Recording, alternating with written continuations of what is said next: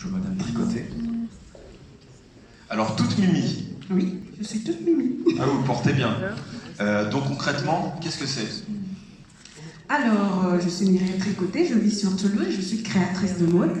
Donc, ma marque, c'est Tout Mimi. Et c'est un mix entre l'ethnique et le moderne. Voilà, c'est un style unique, voilà, coloré. Voilà. Vous êtes créatrice de mode. Aujourd'hui, vous avez créé votre, qu'on appelle ça un atelier? Oui, j'ai créé mon entreprise. En fait, au début, c'était de l'esthétique, en fait. D'accord. Donc, voilà, c'était une reconversion. Et donc, je vivais en région parisienne et je venais de revenir sur Toulouse.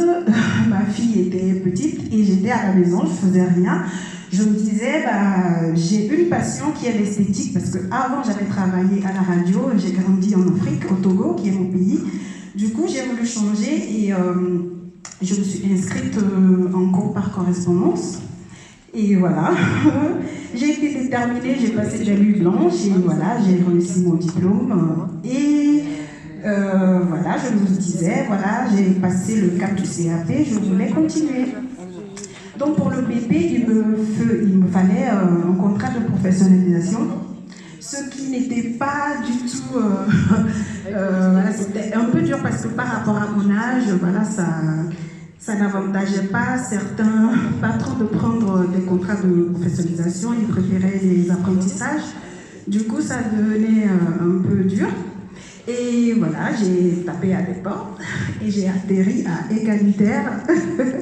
Madame Laetitia Levarato qui est là, qui est une femme très forte de cœur qui m'a accompagnée, qui m'a beaucoup soutenue. On a mûri des projets et voilà, on a fait des études de marché. Du coup, on a pensé à ce que je me mette à mon compte. Voilà, donc au départ, c'était de l'esthétique à domicile. Et voilà, je me suis lancée comme ça et une année après, j'ai rajouté le côté mode. Voilà, parce que j'ai toujours aimé la mode aussi. Et comme j'ai la chance de travailler avec des artisans du Togo, voilà, qui me permet de montrer leur savoir-faire et voilà, de faire du commerce équitable, de donner, voilà, de permettre aux personnes de vivre, voilà, au Togo. Et voilà, l'aventure s'est lancée comme ça. Ça fait combien de temps aujourd'hui? Ça fait 5 ans. D'accord. Donc, et aujourd'hui, vos clients, qui sont vos clients? Comment vous trouvez vos clients?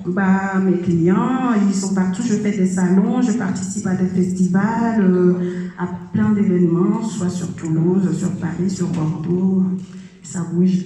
Vous avez un site internet? J'ai un site internet www.toumini.com.fr. Je suis sur Instagram, Facebook, les réseaux, voilà.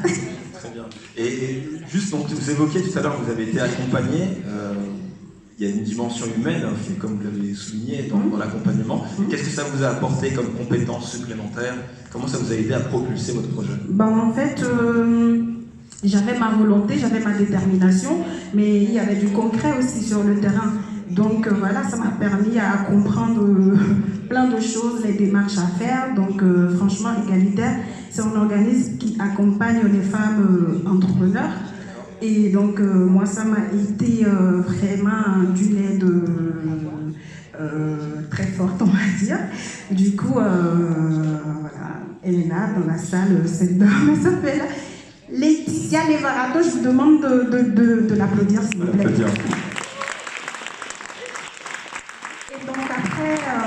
Merci. Et donc après, elle m'a dirigée vers l'ADI aussi pour le côté financier. Voilà.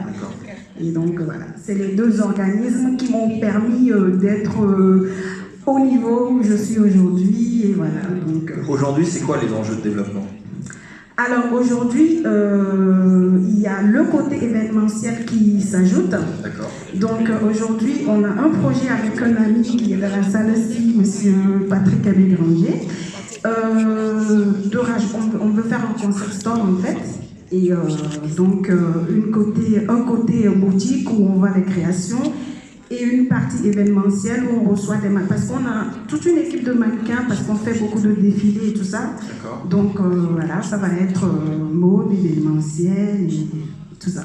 Et pour les entrepreneurs ou futurs entrepreneurs qui sont dans la salle, quelles sont les difficultés que vous avez pu rencontrer et que vous avez dépassées, etc. Moi, je peux vous dire que les difficultés, il y en a hein, quand on est entrepreneur. Déjà, quand je faisais mon diplôme d'esthétique, déjà pour avoir un stage en parfumerie, parce que c'était obligatoire, je ne vous dis pas combien de CV j'ai déposé dans Toulouse. Et il y a même une patronne de parfumerie qui m'a dit « Revenez me voir après votre diplôme ». Voilà quoi. Donc moi j'avais besoin pour passer mon diplôme et donc c'était il y avait plein de portes fermées mais moi j'ai forcé, j'ai poussé et voilà donc il y a des difficultés, voilà, des obstacles il y en a mais il faut essayer d'aller au-delà et voilà. Donc si je comprends bien, vous avez donc créé votre entreprise initialement par défaut parce que vous avez... Pas par défaut, c'était ma passion aussi. Hein. J'aime ce que je fais, donc c'est pas par défaut. Non, ce que je veux dire par là, c'est que vous cherchez un emploi et ensuite vous avez... Oui, voilà. Donc, et aujourd'hui, il n'y a pas de regret, c'est votre passion. Aujourd'hui, je suis mon propre chef. Voilà, je gère le côté entrepreneuriat et la famille. Voilà, quand on est à son compte, c'est un peu l'avantage. Mais après, ça demande beaucoup d'énergie aussi. Hein, parce qu'on fait beaucoup d'événements, on est sur les fronts, voilà, il faut beaucoup bouger, faire des sacrifices aussi. C'est pas de tout repos. Merci beaucoup, Madame Tricot. Avec plaisir.